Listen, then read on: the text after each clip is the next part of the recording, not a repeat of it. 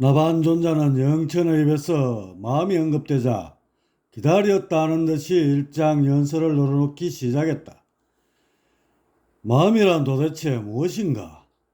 원시령이 일련의 정보와 합쳐져서 가지각색의 신기를 방출하는 것을 말한단다. 그것이 일정한 시공에 매여 있으면 중생이라 하고 그것에서 벗어나 자유로우면 부처라 하는 것이지. 마음을 쪼갤 수도 있는 것입니까? 바람을 쪼갤 수 없던 마음 또한 그렇지만 그 작용만은 억지로라도 잘라볼 수 있단다. 그 첫째는 원종으로 개체의 분별성을 띄어 자아의 뿌리가 되는 영이니라. 원종은 아집을 일으키고 이것이 쌓이면 업장이라는 무명의 장막을 만들어 원종을 에워싸게 되지. 여기에 잠재의식이 차곡차곡 쌓이게 되는 것이니라. 그 둘째는 원식으로 이것은 업장에서 피어오르는 의식인데 오로지 자신만을 위한 방향으로 생각을 일으키지. 때로는 선하게 때로는 악하게 보이지만 그 내면의 간교함만은 변함이 없느니라. 그 셋째는 염식으로 취합된 정보를 활용해 생각을 일으켜 계산하고 판단하는 현재의식이니라. 그 넷째는 상식으로 분별에 의해 돌발적으로 떠오르는 생각 다발을 말하는데 이것이 쌓여 굳어지면 염식의 재료가 되는 것이니라. 나반존자는 이점 말하면서 영천의 눈치를 살폈다. 역시나 무슨 말인지 전혀 알아듣지 못하는 표정이었다. 괜히 장황하게 말했다 싶기도 했다. 그런데 영천이 뭘 좀 안다는 듯한 표정으로 불쑥 입을 여는 것이다. 스승님, 마음이란 것이 그 속을 잘라보면 네 겹으로 포개져 있는 거로군요. 맨 밑의 원종에서 시작하여 원식, 염식, 상식 이 넷이 뒤섞이며 별의별 생각을 다 만들어내겠고요. 그런데 맨 밑에 자리 잡은 원종이 가장 딱딱하고 위로 오를수록 물렁해지다가 가장 위의 상식이란 놈은 마치 거품처럼 보이네요. 그래서 번뇌망상이라 하나 보죠. 그런데 사부님, 귀에 못이 박히도록 마음 바르게 하라는 말을 듣는데 한 개도 아니고 네 개로 복잡하게 엮여있는 마음을 어떻게 바르게 할 수 있겠습니까? 나반존자는 깜짝 놀랐다. 심식론에 대해 딱 한 번 들은 것 치고는 영천의 이해력이 남달랐기 때문이다. 마음을 바로하기 위해서는 당연히 그 네 가지 식을 다스려야 하지.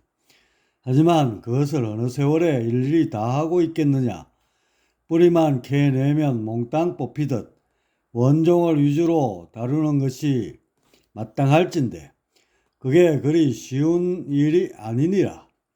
그렇기에 불도는 원종을 표적으로 삼아 그 주변에 낀 업장을 공격한단다. 업장을 지워나가다 보면 요지부동이던 원종이 흔들리는 때가 오지. 그런 때에 참선으로서 일격을 가해 분별의 뿌리를 몽땅 털어내려는 것이니라. 선도는 주로 원식을 공격하는데 기를 운용해 정보의 장을 확대하고 우주의식과 공명을 일으켜 원식에 걸림이 없게 하지. 이렇게 되면 그 밑의 원종이 힘을 쓰지 못해 영혼이 밝고 가볍게 되는데 이로써 등선하고 등량에 이르려는 것이니라. 마음의 완성은 아니지만 그런대로 잘 다스려지는 상태라 할 수 있지. 유도는 염식을 집중적으로 공격하는데 학습을 하고 지혜를 닦아 염식을 바꾸고 이것이 쌓이게 함으로써 원식마저 변하게 하지. 이로써 덕을 이루어 대인군자로 거듭나게 하려는 것이야. 마음을 어느 정도 통제할 수 있는 상태이지. 그리고 교도는 가장 피상에 있는 상식을 공략하는데 여기엔 어떤 특별한 공식도 없고 인과관계도 없기에 논리로서 제어하는 것이 힘들단다.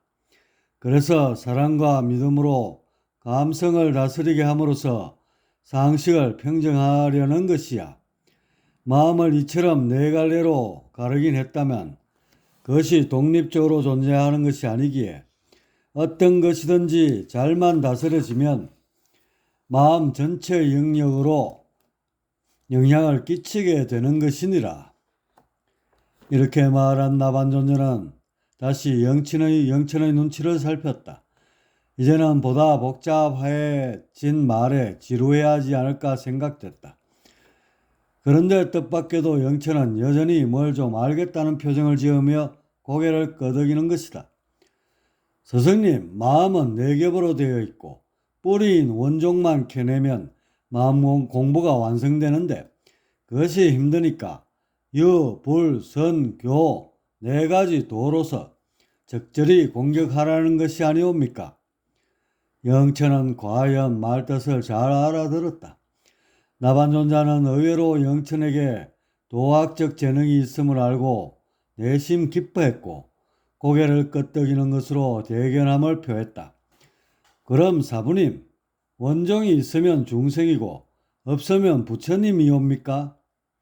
궁금한 게 뭐가 그렇게 많은지 영천의 질문은 끊임없이 이어졌다. 나반존자는 조금씩 귀찮아졌다. 자신도 사실 원종을 극복하지 못한 중생의 상태에 머무르고 있는데 이렇게 꼬치꼬치 캐묻고 있으니 그렇고 말고 원종 때문에 기뻐하고 원종 때문에 슬퍼하는 인간을 중생이라 하고 이들이 사는 모습을 통틀어 고해라 하는 것이니라. 불도는 원종을 일시에 소멸하려 하고 선도는 원종을 단계적으로 제거하려 하고 유도는 원종을 생활 습관으로 극복하려는 것이지. 나반존자가 말을 끝내자마자 영천은 총기 어린 눈망울을 껌뻑이며 말을 받았다. 사부님, 이제 좀 알겠습니다. 원종의 정보가 덕지덕지부터 나아가 되는 것이 아니옵니까? 원종에서 내가 만들어졌으니 너무나 고마운 놈인데 이놈 때문에 고해에 빠져 허덕이게 되었으니 극복해야 할 적이기도 하고 말입니다.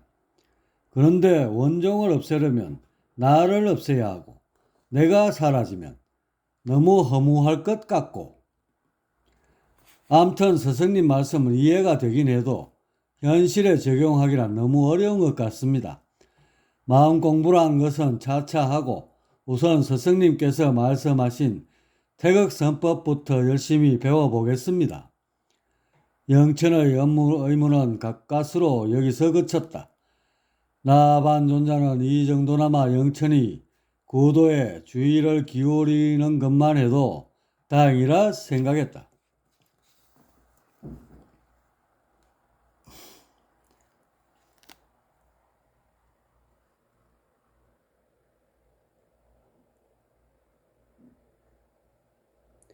셈식론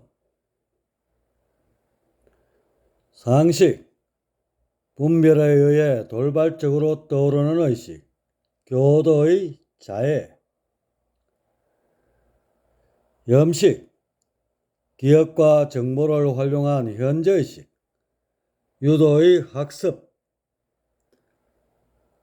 원식 개체성을 이루는 정보의 총체 잠재의식 선도의 무의 원종 분별의 시작이며